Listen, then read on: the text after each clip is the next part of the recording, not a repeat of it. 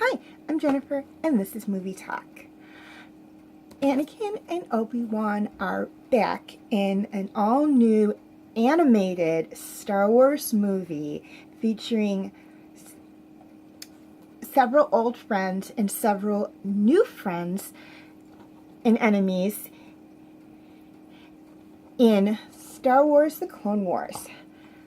Now, this movie is one of my favorite Star Wars movies, and of the 4 movies that take place before the original trilogy, it is my absolute favorite one. Now, of the original actors from the prequel movies, the only ones that are in this movie, or lend their voices to characters in this movie, are Anthony Daniels, Samuel Jackson, and Christopher Lee, who revised their roles as C-3PO, Mace Windu, and Count Dooku, respectively. This movie takes place, it doesn't really say when it takes place, except that it takes place during the Clone Wars, and I'm going to do an educated guess based on how Anakin looks in this movie and in the Clone Wars series prior to how he looked in Attack of the Clones, that this movie probably takes place a year or two after the events of Attack of the Clones. Now, in this movie, we are reunited with Obi-Wan and Anakin, who are played by James Arnold Taylor and Matt Lanter, respectively. And we are also reintroduced to as I said, C-3PO, Count Dooku, and Mace Windu, but we are also reintroduced to Yoda and Padme, who are played by Tom Kane and Catherine Tabor, respectively, and Tom Kane also does the narration at the beginning of the movie. And we are also reintroduced to Palpatine, who is played by Ian Arkabiam, I believe is how you say his last name. Again, if I am mispronouncing any voice actors' last names, I apologize. We are also introduced to several new characters in this movie. Asajj Ventress, Dooku's assassin/apprentice, who is voiced by Nikai Federman, I believe is how you say her name. Of course, the battle droids, who are all voiced by, Matthew Wood, and that's just like the generic ones from like the first 2 movies, not the big tactical ones.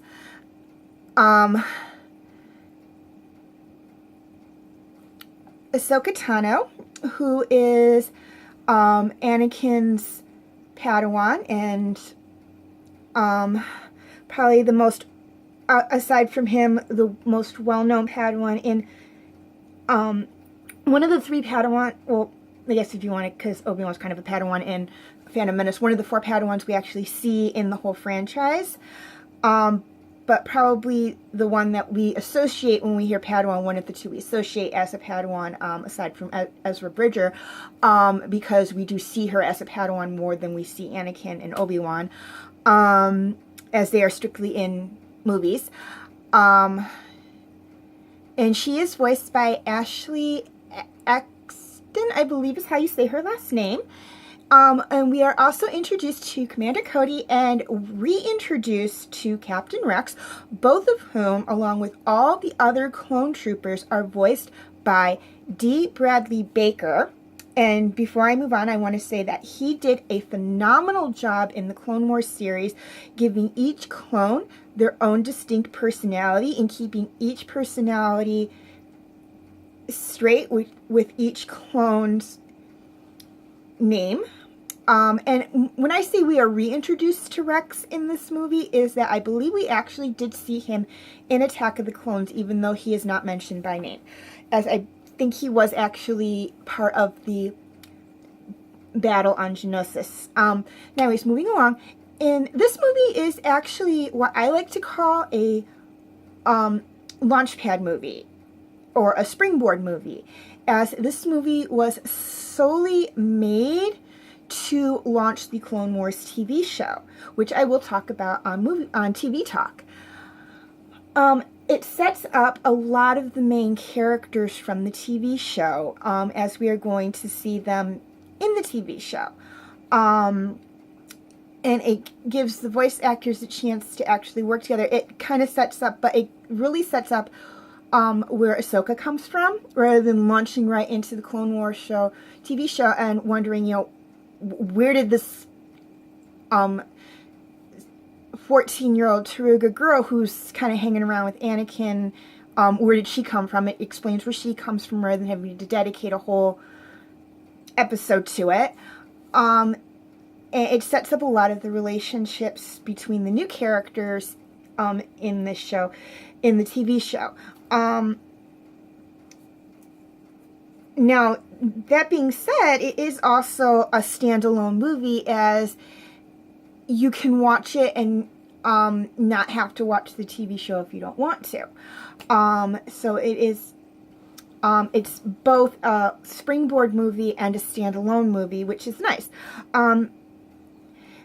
One of two Star Wars movies that's actually a springboard movie. The other one is Spark of the Rebellion, but as that is actually the first two episodes of Star Wars Rebels, I will not be doing a movie talk video on that. Instead, I will do a TV talk video on it, or two TV talk videos on it, as I will talk about the first part and the second part respectively.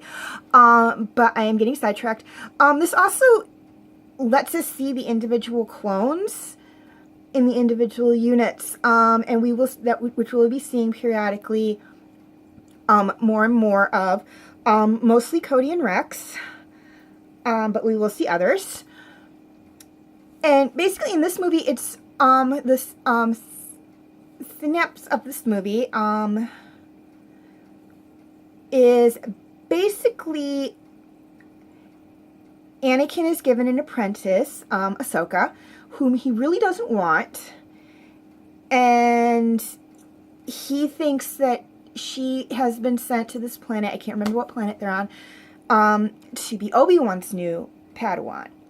And she says that she was told by Master Yoda that she is to be Anakin's Padawan. The most of the movie is him getting used to being a teacher and being responsible for someone who is not only chronologically much younger than him, but physically much younger than him, as you must keep in mind that the clones are about,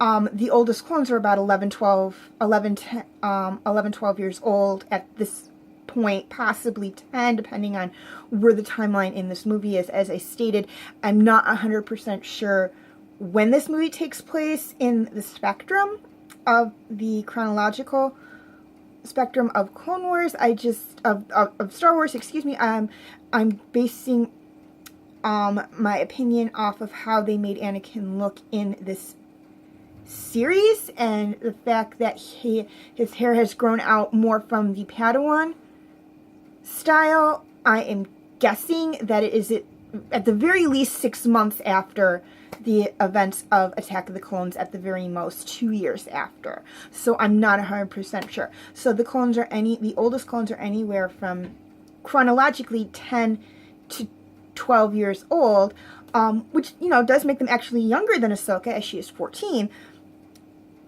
But they look like they're about Anakin and Obi-Wan's age, like right in that general area, just because of their accelerated aging. If you remember that from the second movie, from episode 2. So anyways, and then after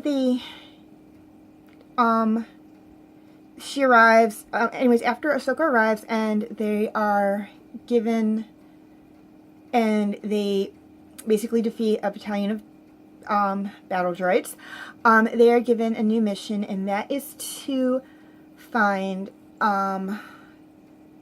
Rhoda the Hutt, the Huttlet, excuse me, who is the son of Jabba the Hutt, and return him to his father as he has been kidnapped, in exchange for Jabba letting the Republic use his hyperlanes, or hyperspace lanes.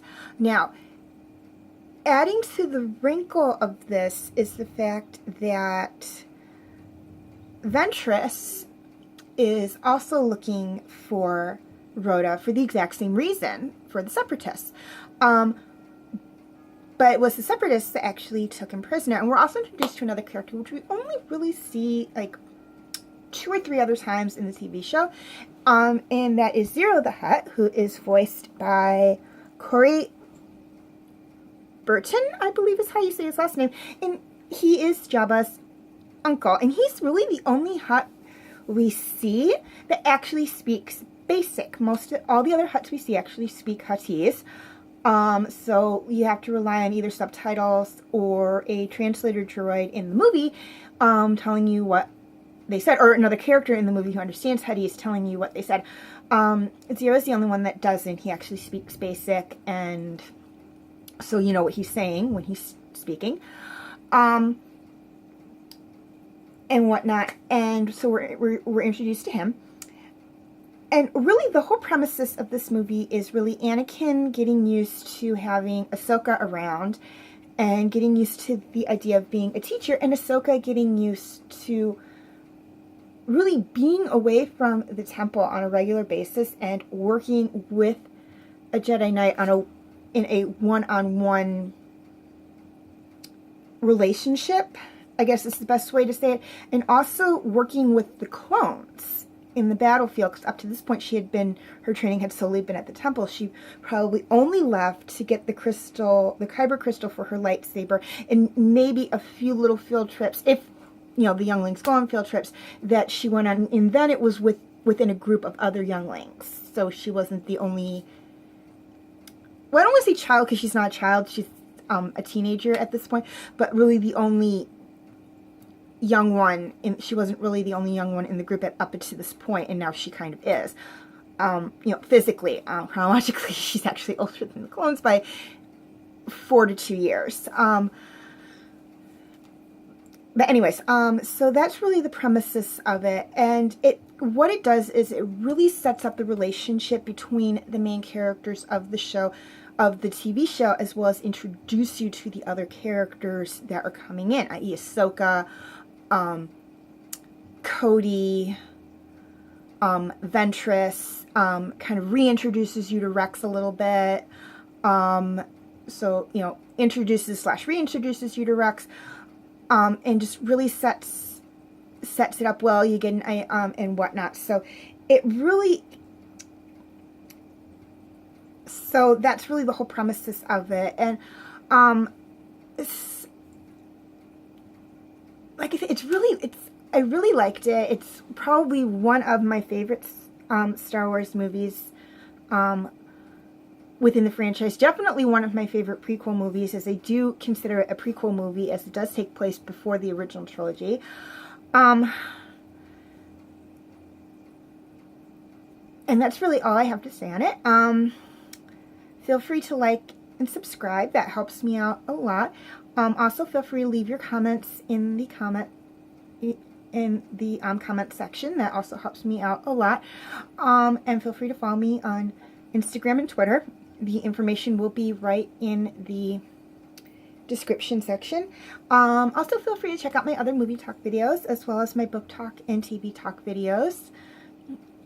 And also feel free to check out my 4 top favorite Star Wars videos, my top 10 favorite clone video, top 10 favorite Jedi video, top 5 favorite Star Wars couples video, and top 20 favorite Star Wars characters video. And I will see, I'm Jennifer. This has been Movie Talk, and I will see you next time.